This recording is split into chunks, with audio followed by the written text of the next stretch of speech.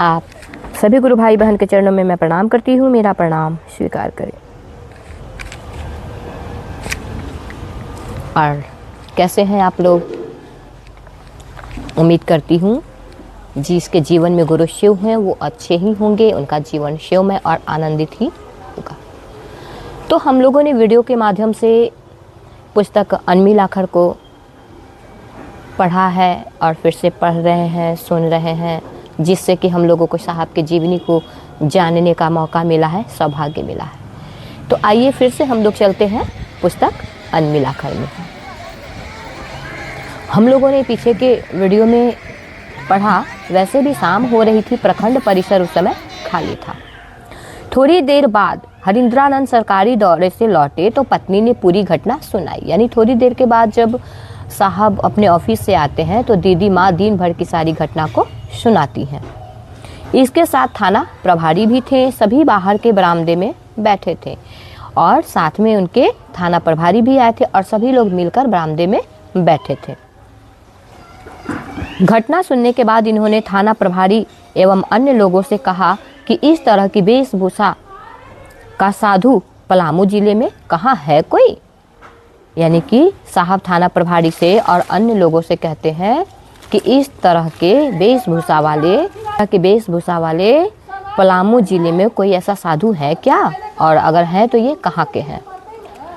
फिर उसने जो प्रसाद दिया था उसे लाने को कहा।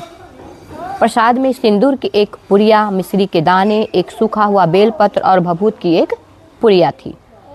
उनके मन में विचार आया कि पता नहीं कैसा प्रसाद है, पर साधु ने दिया है तो क्यों ना इसका लाभ सभी को दिया जाए। साहब के मन में हुआ कि पता नहीं ये कैसा प्रसाद है, लेकिन साधु ने दिया है तो इसका लाभ सभी को दिया जाए।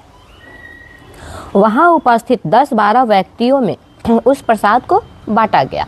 यानी जो लोग वहाँ उपस्थित थे 10-12 लोग, सभी के बीच इस प्रसाद को बांटा गया। आश्चर्य तब हुआ जब कागज में रखा हुआ प्रसाद लोगों के बीच बांटने के बाद भी यथावत था। यानी कि आश्चर्य की बात है कि प्रसाद लोगों के बीच बांटा गया, लेकिन फिर भी प्रसाद यथावत, यानी जितना था उतना का उतना ही था।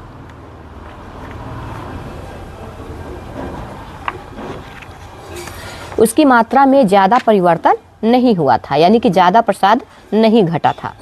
बरामदे में बैठे लोगों के लिए यह किसी चमत्कार से कम नहीं था। अब जितने लोग वहां बरामदे में बैठे थे, अब सबको यह चमत्कार लगने लगा। हरिंद्रानंद ने पत्नी से कहा, इसे रख दीजिए। साहब दीदी माँ से कहते हैं कि इसे रख दीजिए, हम लोग प्रेतों के चक्कर में पड़े हुए हैं। साहब को अभी भी लग रहा है कि हम लोग प्रेत के चक्कर में पड़े हुए हैं, तो ये खेला कहीं प्रेत ही तो नहीं कर रहा। नीलम ने प्रतिवाद करते हुए कहा कि प्रेत तो ढेला फेंकते हैं, साधु प्रसाद देते हैं। अब दीदी माँ साहब से कह रही है कि प्रेत तो ढेला फेंकते थे और साधु जो है वो प्रसाद लेकर आए हैं। साहब ने अपनी सहमति देते हुए कहा कि बात तो आपकी सही है, पर हम लोग प्रेत बाधा से ग्रसित हैं। साहब फिर भी कह रहे हैं कि आपकी बात बिल्कुल सही है कि प्रेत ढेला फेंकते हैं और साधु प्रसाद देकर गए हैं, लेकिन हम लोग अभी भी प्रेतों की बाधा से ही ग्रसित हैं। हम लोग अभी भी प्रेतों की ही बाधा में फंसे हुए हैं। रात्रि का अंधेरा अब घिरने लगा था। थाना प्रभारी पत्थरों के बरसने एवं प्रतिदिन हो रही इस अप्रत्याशित घटनाओं के कारण इनके आवास पर ही थे। उस दिन पहली बार ऐसा हुआ कि पत्थरों की बारिश नहीं हुई। यानी कि उस दिन थाना प्रभारी के साथ और लोग जो भी थे, सभी लोग आवास पे ही थे, और उस दिन पहली बार ऐसा हुआ जिस दिन पत्थर नहीं गिरे। सभी यह सोचने लगे कि ऐसा कैसे हुआ, यह परिवर्तन उस साधु के आने से तो नहीं हुआ। अब सबके मन में ये लगने लगा कि आज ऐसा कैसे हो गया भाई कि आज पत्थर नहीं गिरा, कहीं यह परिवर्तन उस साधु के आने की वजह से तो नहीं हुआ। रोज बरसने वाले पत्थरों की घटना आज नहीं हुई। उस समय के लोग बताते हैं कि उसके बाद सरकारी आवास पर पत्थरों का गिरना एवं अन्य असामान्य घटनाओं का घटित होना धीरे धीरे बंद हो गया। उस दिन के बाद ये घटना जो है वो धीरे धीरे बंद हो गई। यानी कि जो पत्थर प्रेत फेंका करते थे वो बंद हो गई। साधु द्वारा दिया गया प्रसाद बहुत दिनों तक बंटता रहा, लेकिन उसकी मात्रा में कोई परिवर्तन नहीं आया। साधु ने जो प्रसाद दिया था वो प्रसाद बहुत दिन तक बांटे जाते रहे, लेकिन उसमें कोई परिवर्तन नहीं हुआ। उस प्रसाद के बढ़ने और घटने का रहस्य आज भी अनसुलझा है। यानी आज भी लोग इस बात को नहीं समझ पाए, नहीं सुलझा पाए कि आखिर ये कैसे होता था। रविवार का दिन था, बाहर अब धूप नहीं थी, किंतु सांवला सा मैलापन हवा में घुल आया था।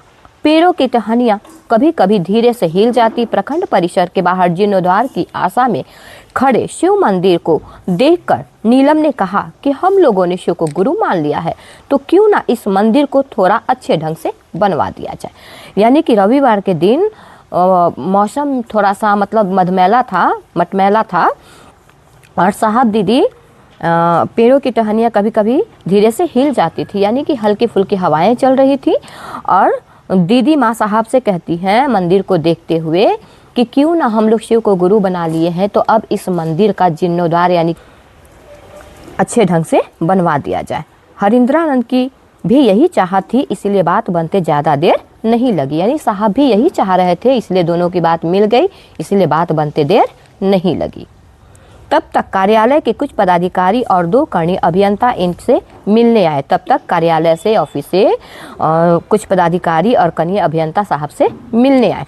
बातचीत बीच में ही रुक गई। साहब ने चाय बनवाने को कहा और सभी को लेकर आवास के सामने हाथे में रखी कुर्सी पर बैठ गए। बात अब बीच में ही साहब दीदी की रुक गई और साहब सभी को लेकर कुर्सी लेकर हाथे में बैठने के लिए चले गए और साहब दीदी को चाय बनवाने के लिए कहे।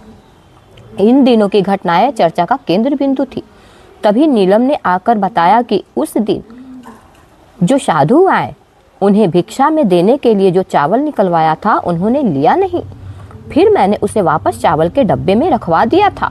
अब देखिए ना, टीन के डब्बे का चावल खत्म ही नहीं हो रहा है। दीदी माँ साहब से कहती हैं कि उस दिन साधु को देने के लिए मैं जो चावल निकलवाई थी और उसने चावल लिया नहीं था, उस चावल को मैंने डब्बे में रख दिया और अब वो चावल घट ही नहीं रहा।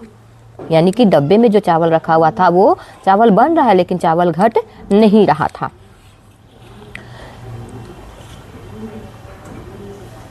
बिल्कुल, बल्कि पूरा टीन चावल से लबालब है। सभी लोग आश्चर्यचकित रह गए कि ऐसा कैसे हो सकता है, उस डिब्बे को मंगवाइए देखा जाए। सभी लोग को आश्चर्य हुआ कि ऐसा कैसे हो सकता है, अब आप उस डब्बे को मंगवाइए, हम लोग देखेंगे। कनीय अभियंता ने कहा और स्वयं भीतर भंडार से जाकर डब्बे को उठा लाए। लोगों के लिए यह घटना अजीबोगरीब थी। हरिंद्रानंद ने कहा कि चावल यदि बढ़ रहा है तो इसे बिस्कुट के बड़े टीन के खाली डब्बे में डालकर देखा जाए। साहब कह रहे हैं कि चावल अगर बढ़ रहा है तो बिस्कुट का जो बड़ा टीन का डब्बा है उसमें इस चावल को रखकर देखा जाए। डब्बा लाया गया, फिर उस छोटे से चावल के डब्बे के बड़े डब्बे में चावल डालना शुरू किया गया। बड़ा डब्बा भर गया। अब छोटे डब्बे से बड़ा डब्बे में चावल को रखा जा रहा था और बड़ा डब्बा भी भर गया। इसके बाद भी छोटे डब्बे में चावल रह गया। इन्होंने कहा, ओवरसियर साहब चावल को बराबर करके ढक्कन बंद कर दीजिए। तब तक चाय आ गई। चाय पीने के बाद उन्होंने फिर ओवरसियर साहब से कहा, अब ढक्कन खोलिए, कुछ नौटंकी जरूर है। साहब चाय पीने के बाद कहते हैं कि अब उस ढक्कन को खोलिए, कुछ तो बात जरूर है। ढक्कन खोलते ही भय मिश्रित आवाज में उन्होंने कहा, सर इस पर तो कुछ लिखा हुआ है। जैसे ही वो डब्बा का ढक्कन खोलते हैं तो देखते हैं चावल पे कुछ लिखा हुआ है। उनके भय का कारण स्पष्ट था, क्योंकि सभी के सामने उन्होंने ही चावल को बराबर किया था और चाय पीने के क्रम में चावल का टीन वही सबके बीच ही रखा था। यानी चाय पीने तक चावल का डब्बा वही रखा हुआ था और उन्होंने ही चावल को के ढक्कन को बंद किया था और अब उस ढक्कन को जब खोल रहे हैं तो देख रहे हैं उस पर कुछ लिखा हुआ है।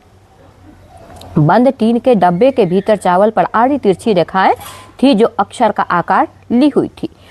यह आखिर हुआ कैसे? उपस्थित लोगों ने देखा कि चावल पर ओम अंकित था, मानो किसी ने अंगुलियों से चावल पर ओम लिख दिया हो। अब वहाँ जितने लोग बैठे हैं उस चावल के ढक्कन को जब खोला गया तो देखते हैं कि इस पे आड़ी तिरछी कुछ लिखी बात है और वो लिखा हुआ क्या है?